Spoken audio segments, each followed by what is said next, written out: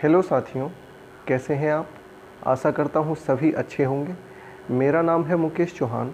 स्वागत करता हूँ आपका हमारे YouTube channel Mukesh Chauhan education पर। लोग नफ़रत फैलाते रहेंगे, आप प्रेम बांटते रहिए। तो इसी संदेश के साथ आइए शुरू करते हैं आज की क्लास। आज हम सीखेंगे कि अलग अलग रेशियोज को मर्ज किस तरीके से किया जाता है, मतलब अलग अलग अनुपातों को एक साथ कैसे लिखा जाता है। देखते हैं पहला एग्जाम्पल। जैसे A अनुपात B का मान है 2:3 और B अनुपात C का मान है 3:5 और हमसे पूछा जाएगा कि A अनुपात B अनुपात C का मान क्या होगा। यानी कि इन दोनों अनुपातों को हमें मर्ज करने के लिए पूछा जाएगा। तो जैसा कि आप देख पा रहे हैं, A की वैल्यू पहले अनुपात में 2 है तो A का मान 2 हो जाएगा। B की वैल्यू दोनों ही अनुपातों में 3 है तो सीधी सी बात है कि B का मान 3 होगा।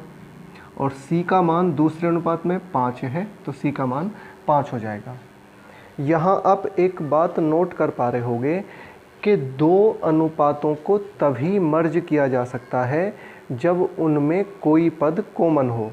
जैसे यहाँ पर B कॉमन है दोनों अनुपातों में। यदि कोई पद कॉमन ना हो, जैसे मैंने कहा कि A अनुपात B का मान है 2:3 और C अनुपात D का मान है 3:5 और मैं आपसे पूछूं कि बताओ A अनुपात B अनुपात C अनुपात D का मान क्या होगा, तो आप कहेंगे सर यहाँ से कोई भी रिजल्ट नहीं निकाला जा सकता, क्योंकि दो अनुपातों को मर्ज करने के लिए इसमें कोई भी कॉमन पद उपलब्ध नहीं है। ठीक है, तो पहली बात आप ये समझे हैं कि अनुपातों को मर्ज तभी किया जा सकता है जब उनमें कोई पद कॉमन हो। ठीक, देखते हैं एक और एग्जाम्पल। जैसे मैंने कहा कि A अनुपात B हमारे पास है 3:2 और B अनुपात C की वैल्यू है 4:5 और हमसे पूछा गया है कि A अनुपात B अनुपात C का मान क्या होगा। तो यहाँ पर B की वैल्यू देखो, पहले अनुपात में 2 है और दूसरे अनुपात में B की वैल्यू 4 है। तो इन दोनों अनुपातों में एक पद यानी कि B तो कॉमन है, लेकिन B के मान दोनों अनुपातों में अलग अलग हैं। तो क्या आप बता सकते हैं दोनों अनुपातों में B की वैल्यू अलग अलग क्यों है? तो इसका आंसर भैया ये होगा कि जब B का A के साथ अनुपात बनाया गया होगा तो किसी निश्चित संख्या से भाग करी होगी मूल संख्याओं को और अनुपात बनाया होगा 3:2।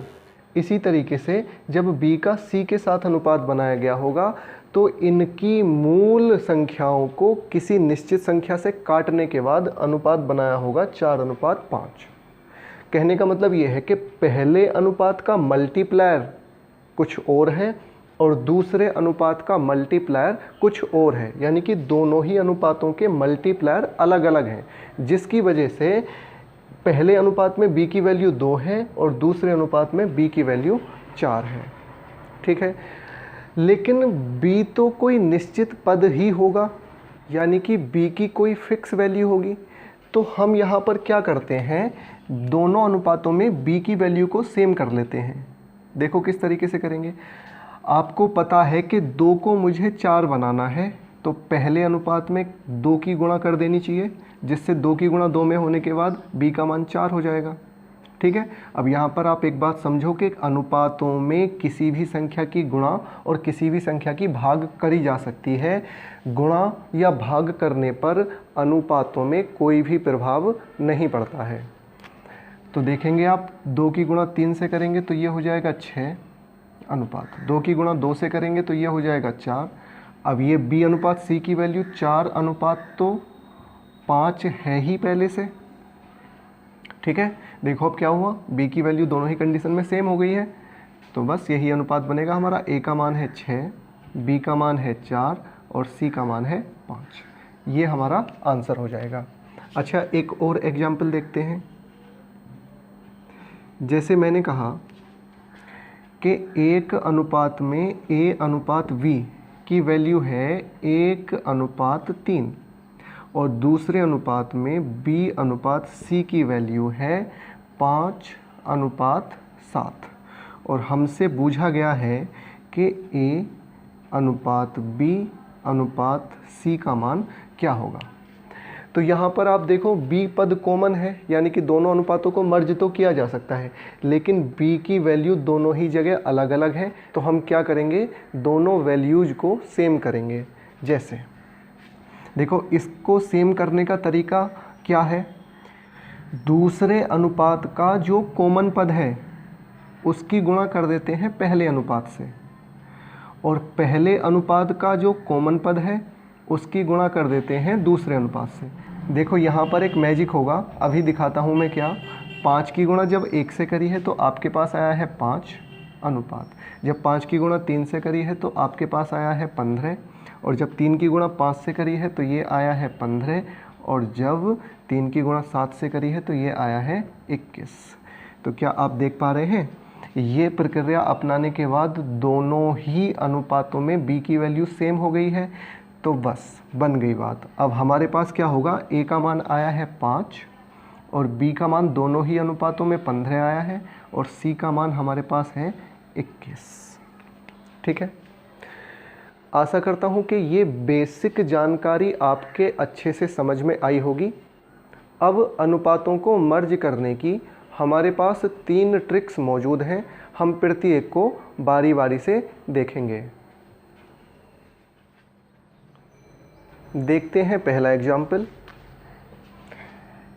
जैसे मैंने कहा कि a अनुपात v का मान है 2:3 और b अनुपात c का मान है 5:7, और हमसे पूछा जाएगा a अनुपात b अनुपात c का मान क्या होगा।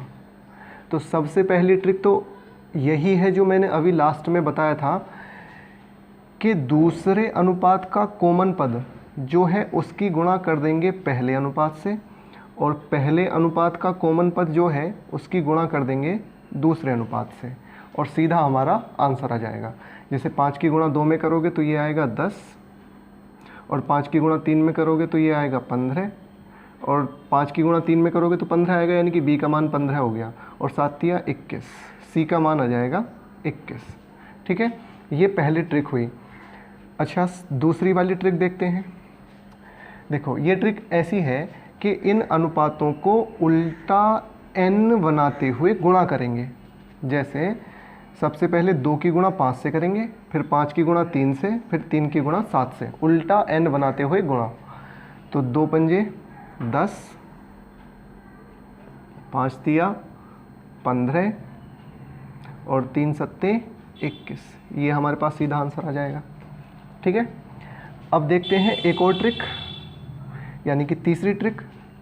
देखो, है तो ये भी यही, लेकिन इसमें थोड़ा लिखने का तरीका हमारा चेंज हो जाएगा। जैसे a अनुपात b इन्होंने बताया है 2:3 और b अनुपात c इन्होंने बताया है 5:7, लेकिन यहाँ पे लिखेंगे कुछ ऐसे कि जो कॉमन पद है ना उसके नीचे वही आए। जैसे b कॉमन है तो यहाँ पे b की वैल्यू 3 है, तो 3 के नीचे दूसरे अनुपात के b की वैल्यू ही आनी चाहिए। जैसे ये दूसरे अनुपात में b की वैल्यू 5 है तो 3 के नीचे हमारा आएगा 5, और इससे अगला है 7, तो हमने लिख दिया 7। यानी कि ये हो गई a की वैल्यू, ये हो गई b की वैल्यू, और ये हो गई c की वैल्यू। इस तरीके से हम इसे लिखेंगे, और हम रेशियो को मर्ज करने के बाद a अनुपात b अनुपात c का मान बताएंगे। देखो, अब यहाँ पे 3 के आगे एक स्थान खाली है ना, तो जो स्थान खाली है वो उसी संख्या से भरा जाएगा। जैसे 5 के आगे इधर एक स्थान खाली है तो ये 5 से भरा जाएगा। ठीक है। और अब सीधी सीधी ऊपर नीचे गुणा कर देंगे। जैसे 2 की गुणा 5 में होगी तो ये हो जाएगा 10, 3 की गुणा 5 में हो जाएगी तो ये हो जाएगा 15, और 3 की गुणा 7 में हो जाएगी तो ये हो जाएगा 21। ठीक है, तो ये तीनों ट्रिक्स थी।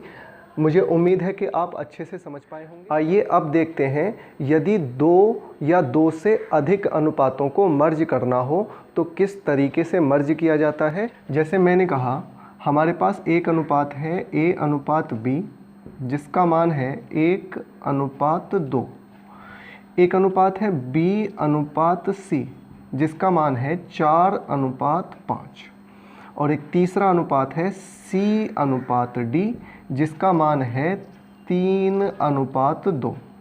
और हमसे पूछा जाएगा कि इन तीनों अनुपातों को मर्ज करने के बाद यानी कि A अनुपात B अनुपात C अनुपात D का मान ज्ञात करो। तो सबसे पहली ट्रिक ये है जो अभी मैंने आपको बताया था कि देखो यहाँ पे B की वैल्यू को हम सेम करेंगे, तो 2 को अगर 4 बनाना है तो किससे गुणा करनी पड़ेगी? 2 से। ठीक है, अब देखो B की वैल्यू पहले और दूसरे अनुपातों में सेम हो गई है, तो यानी कि पहला और दूसरा अनुपात मर्ज हो गए। लेकिन दूसरे और तीसरे में C कॉमन है ना, तो C की वैल्यू 5 की गुणा हम यहाँ पे करेंगे और इस वाले 3 की गुणा हम ऊपर करेंगे।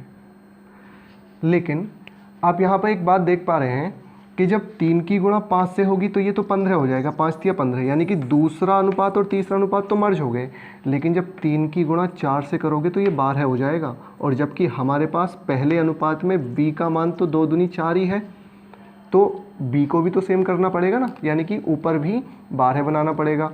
तो देखो 2 दूनी 4 और 12 बनाना है तो इसकी गुणा हम 3 से कर देंगे।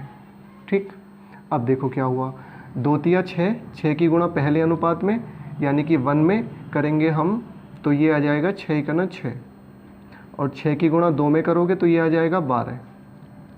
ठीक है, अब 3 चौक 12, B का मान दोनों ही कंडीशन में 12 है, सही बात हो गई। अब 5 तिया 15, ठीक है, और 5 तिया 15, C का मान भी सेम हो गया, और 5 दूनी अब आ जाएगा 10।